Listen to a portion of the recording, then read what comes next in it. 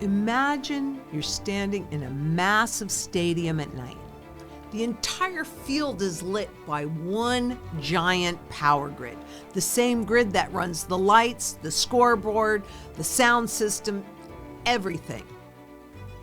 Now, imagine the electricians who maintain that grid start leaving. First, a few, then dozens, then whole teams. The people who know how to keep the lights on are walking out the door. But at the same time, the stadium owners start leaving too. They don't like the rising costs, the broken seats, the flickering lights. So they move to a different stadium across town. And suddenly, you're still in the building, but the lights are dimming, the speakers crackle, and the scoreboard freezes. And the people that are left behind, the ones who can't leave, they're told they have to pay more to keep those lights on. Cities are facing a massive financial doom loop. So let's use Chicago as a great test case. I've been following this for many years. It's where I did my broker training. Chicago's 2026 revenue ordinance is a warning sign. The city is raising taxes on cloud services, on bags, on anything they can reach.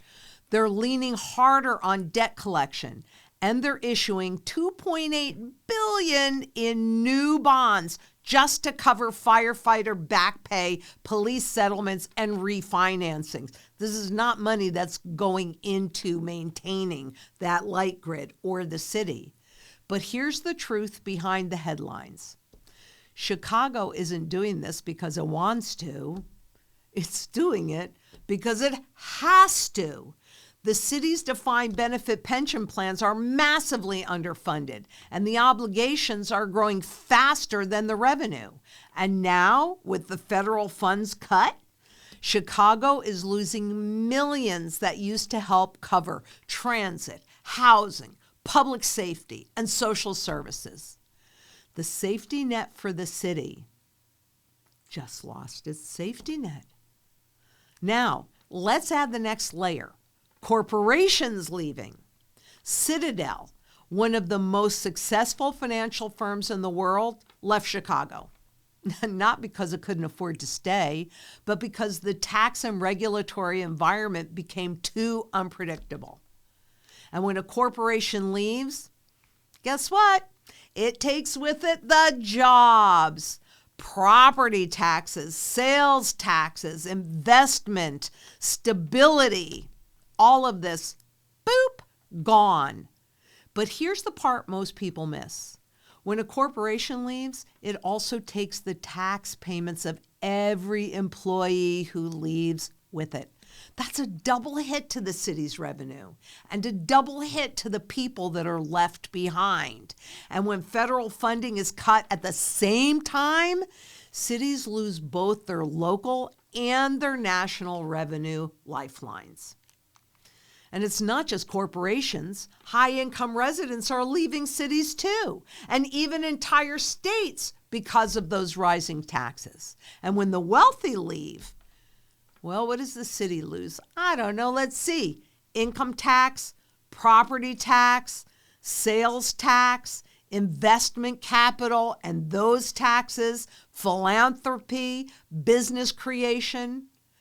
And now with federal cuts, cities can't rely on Washington to fill that gap. So the pressure on the remaining taxpayers intensifies. So who really pays that price? Because when corporations leave, the wealthy leave, and the federal funding shrinks, the city still has its bills to pay, don't they? Pensions still come due. Debt still needs servicing. Infrastructure still needs repair. So what happens? Well, the city raises taxes on the people who can't leave, the people who don't have the flexibility to move their job, their family, or their life. And at the same time, services decline.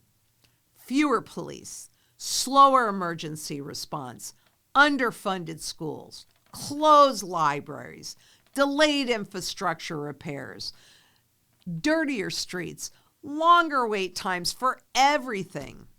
And at the same time, you have higher taxes, fewer services, less federal support. That's the squeeze. So what are cities doing? They're plugging the budget holes with short-term revenue tricks.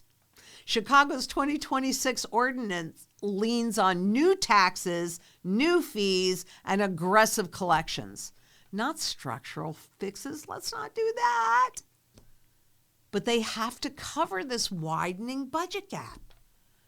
And those defined pensions, well, they're the real pressure point because those are the promises and they have to pay them. Massively underfunded pension obligations continue to grow, forcing cities to raise revenue even as services strain or decline. Can you see this problem? Because taxpayers face a double squeeze, higher taxes, fewer services, and as pension costs rise and borrowing expands, residents pay more while they're getting less. And frankly, this is a pattern that's spreading across all major U.S. cities. And it's not just America. This is a global pattern. Look at London. Wealth taxes and spending cuts are driving out high-income earners. Barely a day passes by without a big investor or entrepreneur exiting after the government abolished a 2-century-old tax break for non-domiciled residents. These are the well-heeled residents hailing from overseas. Look at Toronto and Vancouver. Property taxes and federal transfer reductions are squeezing budgets. Toronto's new 6.9% property tax spike on top of last year's record hike shows how even major global cities are now raising taxes just to maintain basic services as financial pressures intensify. My brother used to own a property in Vancouver, but his property taxes got so high, frankly, he was forced to sell. Well, what about Berlin? Rent caps, tax hikes, and reduced federal support pushed the developers and capital out. Sydney and Melbourne, massive pension liabilities and shrinking federal contributions are forcing tax increases. Paris, wealth taxes drove out thousands of high net worth individuals, and federal austerity deepened the strain. Everywhere you look, the same cycle is playing out. This is a global issue. Rising obligations, shrinking tax base, federal funding cuts, higher taxes, fewer services, more people leaving, even higher taxes, even fewer services. It is a downward doom loop spiral. Cities, states, and nations built financial systems on the assumption that corporations would stay and pay higher and higher taxes. The wealthy would stay and pay higher and higher taxes. The tax base would grow. Federal support would always be there. Pension obligations would be met. Debt could always be refinanced. But frankly, when taxes rise faster than services improve, people vote with their feet. We can change that too. We can vote with our wallets, and that's what we really need to do to get sound money back in this system again. Because if you're counting on federal funding, look at the debt levels at the government level. Please do the math. We are watching that math break in real time. And what this means? Simple. When governments get squeezed, they reach into the pockets of the people who can't leave. They raise taxes, they add fees, they inflate away the currency, they cut out services, they borrow more. And they just hope that no one notices. But you notice, and you are prepared with a foundation of a sound money strategy.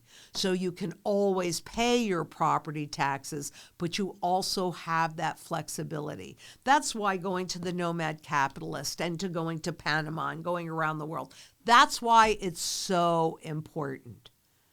And this is why gold and silver matter more today than ever.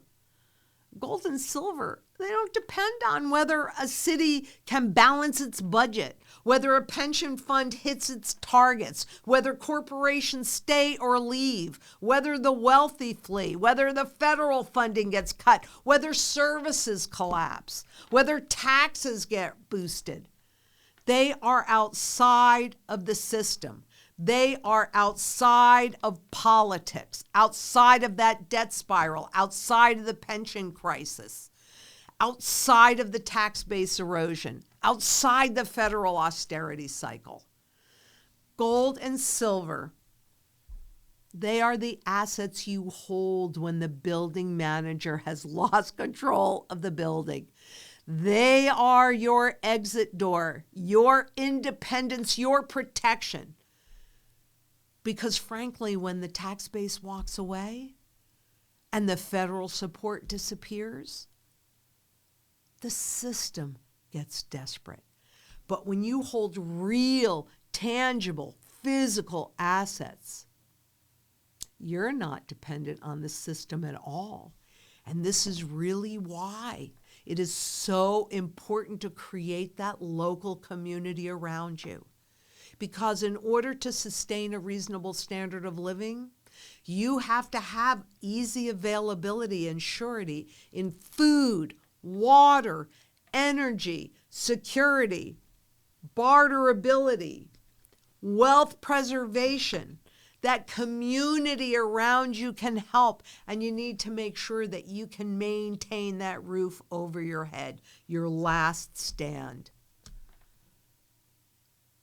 The Zang Enterprise Sound Money Strategy addresses all of these issues and so much more. So if you don't have your strategy in place yet, give us a call, get that done.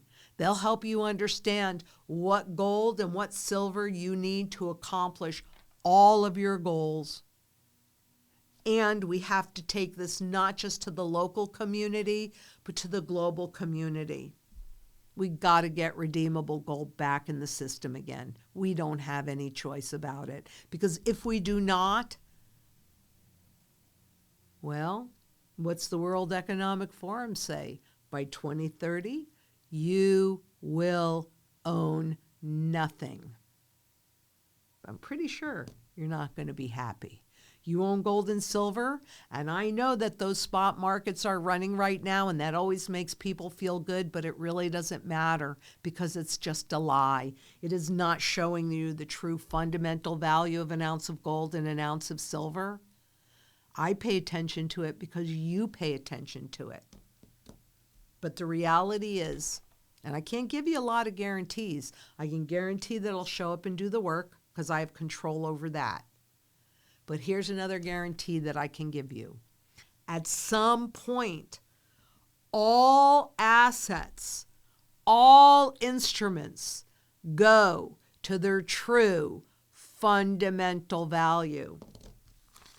With government debt-based money, that number is zero. This $10 trillion Bolivar note attests to that. Doesn't matter how many zeros are at the end. 10 trillion times zero is still zero. But gold and silver, not even marginally close. And I could tell you right now, 40,000, 2,000, but the more of this that they do, the higher that number goes. Just like my $10 trillion Zimbabwe note, I can buy nothing with it. But gold and silver in Zimbabwe, you can protect everything that you have, and you can accumulate even more.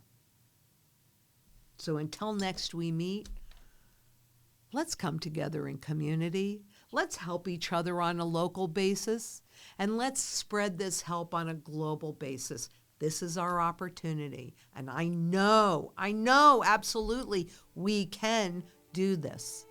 And until next we meet, please be safe out there. Bye-bye.